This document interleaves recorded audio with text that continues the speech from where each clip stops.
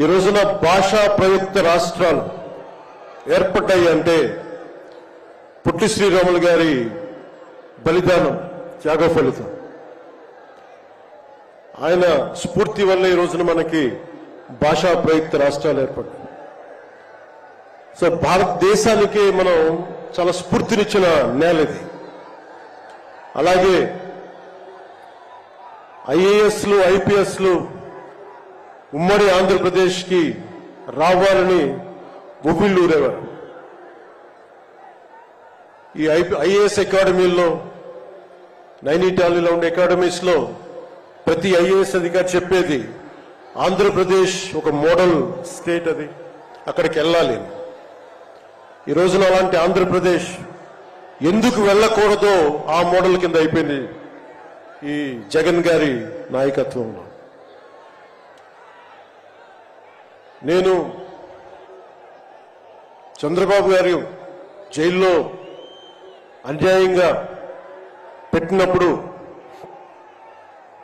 నాకు చాలా బాధ కలిగింది.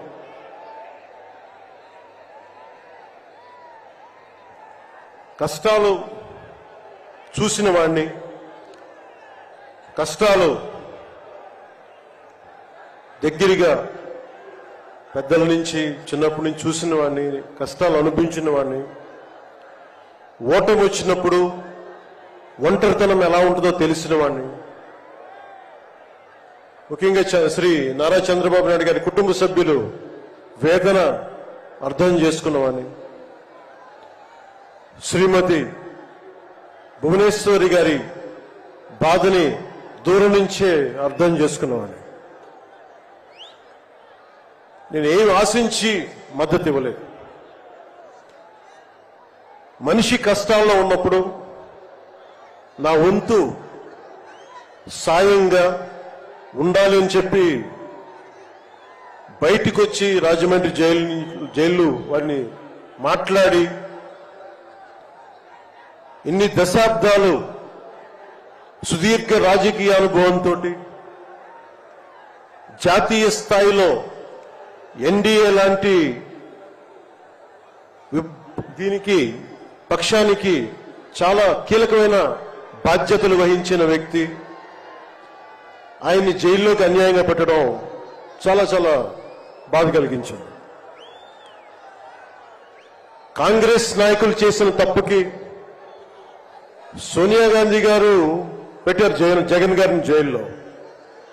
ఆ కక్ష చంద్రబాబు గారి మీద చూపించడం చాలా అవివేకం. ఇలాంటి పరిస్థితుల్లో రాష్ట్ర విభజన జరిగినప్పటి నుంచి 2014 నుంచి విభజన జరిగినప్పటి నుంచి ఈ రోజున హైదరాబాద్ రాజధాని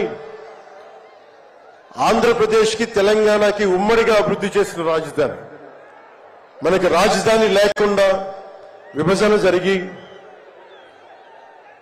సరైన పంపకాలు లేకుండా విభజన జరిగి, ఇలాంటి కష్ట సమయంలో నేను ఆ రోజున తెలుగుదేశం పార్టీ, భారతీయ జనతా పార్టీకి సంయుక్తంగా నేను పోటీని విరమించుకొని మరీ మద్దతు ఇచ్చాను.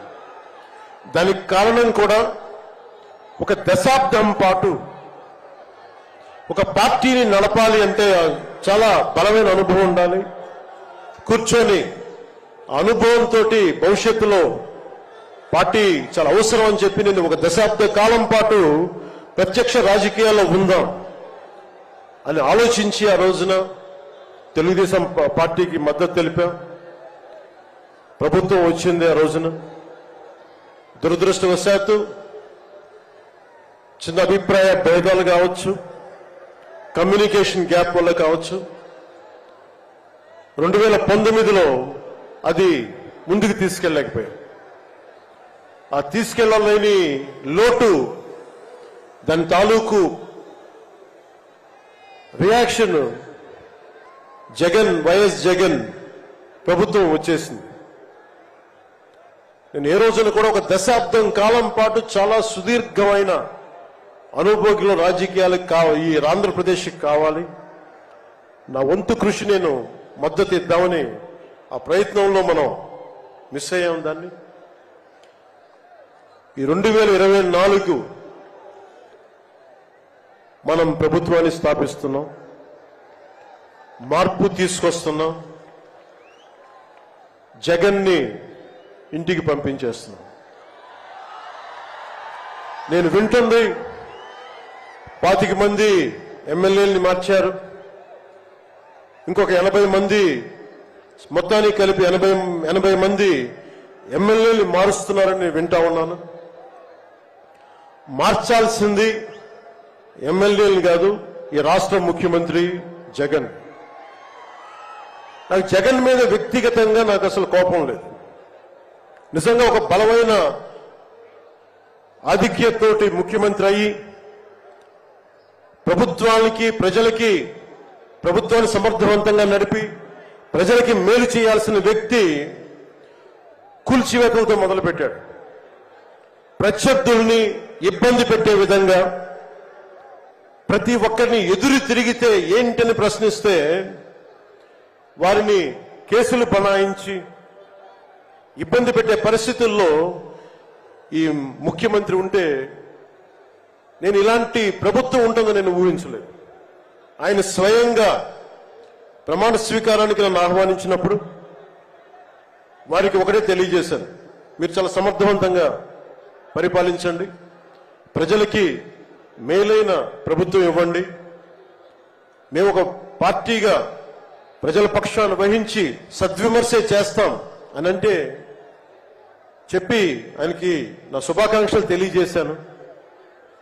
కానీ దురదృష్టవశాత్తు ఈ వ్యక్తికి కక్ష సాధింపు వ్యక్తి, ఎవరు ఒక మాట అనకూడదు, ప్రజాస్వామ్యం అనే ఒక పదానికి విలువ తెలియదు,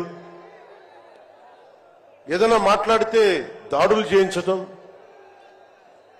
చాలా నీచంగా తిట్టించడం, ఇన్ని దశాబ్దాల ఆంధ్రప్రదేశ్ రాజకీయ చరిత్రలో ఏ ఒక్క నాయకులు కూడా